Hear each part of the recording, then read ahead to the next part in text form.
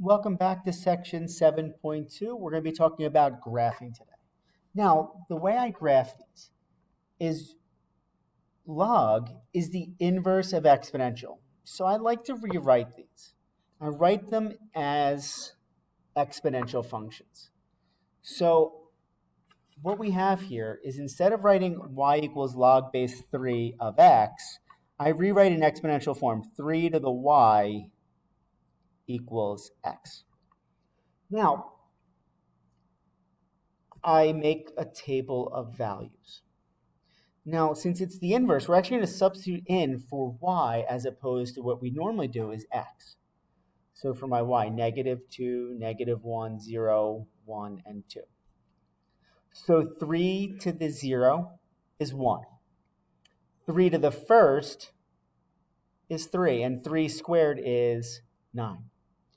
Now, the trickier part is 3 to the negative first.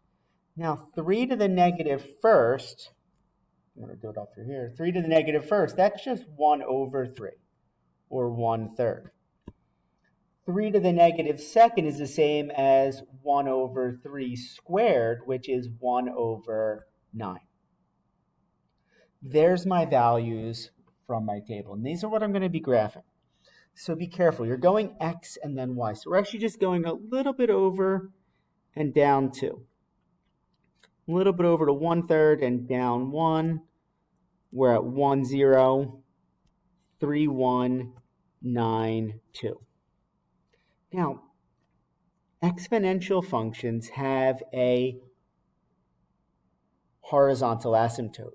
Logarithmic functions have a vertical asymptote. So what we have here is we have an asymptote at x equals 0. We're never going to touch that line or cross that line. So when we draw our graph, it's going to look like this. And the reason is we can put any value we want to in for y. We're never going to get to 0, and we're never going to get into the negatives. So our asymptote, it's vertical, and it's at x equals 0. I'm just going to make a note that it is a vertical asymptote for these. Now our domain starts here and goes to the right.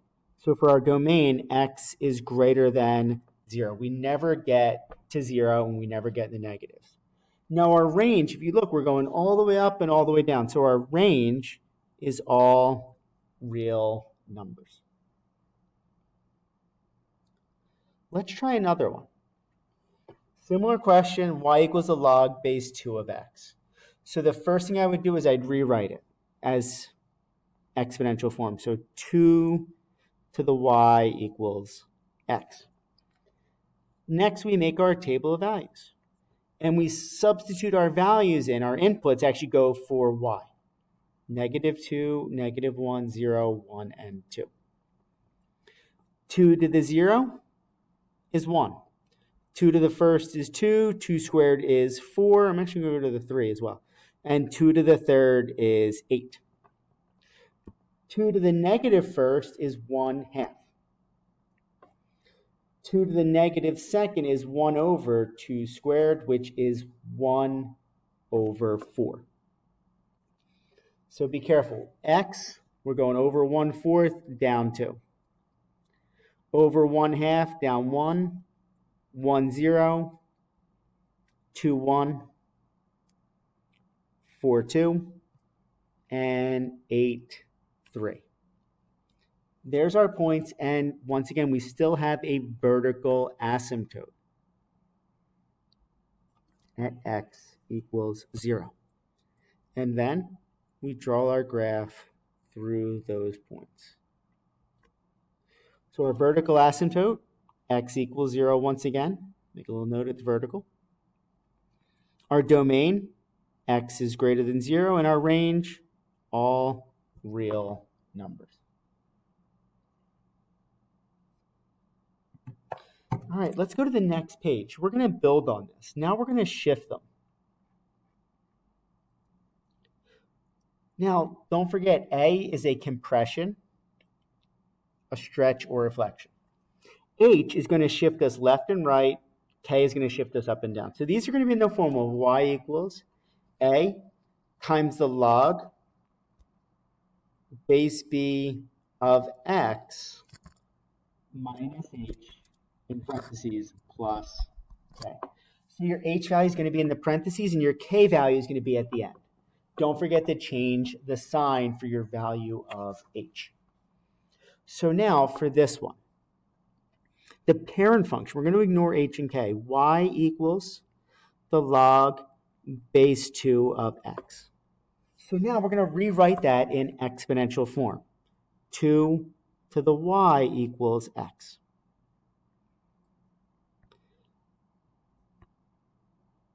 So keep in mind, h, there's nothing in parentheses, so h is 0, and k is 3. H is 0, we don't go anywhere, and k is 3, which means we're going to go up 3. Now, we did graph this on the previous page. Just going to pull those values again. We substitute in place of y, -2, -1, 0, 1, and 2. And you can go back to problem 18 if you didn't see where these values are coming from. So we have 1/4, 1/2, 1, 2, 4, and I'm going to add the 3 there just for an extra point, 8. Now, this is my parent function. 1/4 -2, 1/2 -1, 1 0, 2 1, 4 2, 8 3. Now, before we draw our graph, we're going to shift each of those points up 3. Up 1, 2, 3. This one going up 3.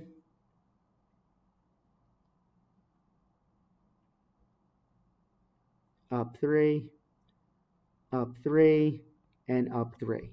Now our vertical asymptote was at x equals 0. Moving it up doesn't change anything. There's our vertical asymptote still at x equals 0. And then we just draw our graph through those points. So our asymptote, still vertical, still at x equals 0. Our domain, x is greater than 0. And our range is still all real numbers. So by shifting up 3, we just moved the graph up 3. It didn't affect our domain or range.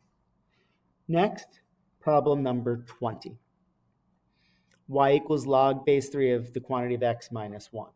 So the parent function, ignoring the h and k, y equals the log base 3 of x.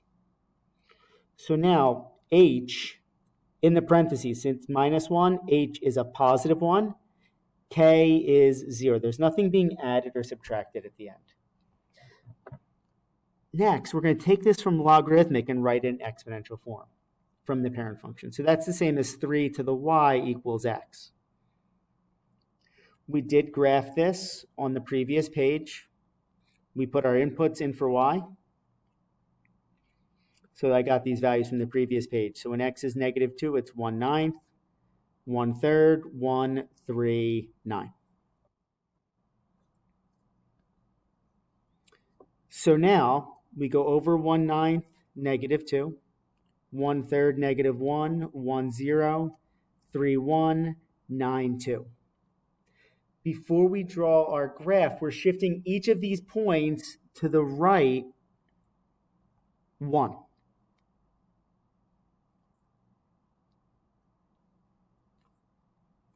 Now, not only did each of our points move to the right 1, but our vertical asymptote also moved to the right 1. So our asymptote moved to x equals 1. And then we just draw our graph carefully through those points.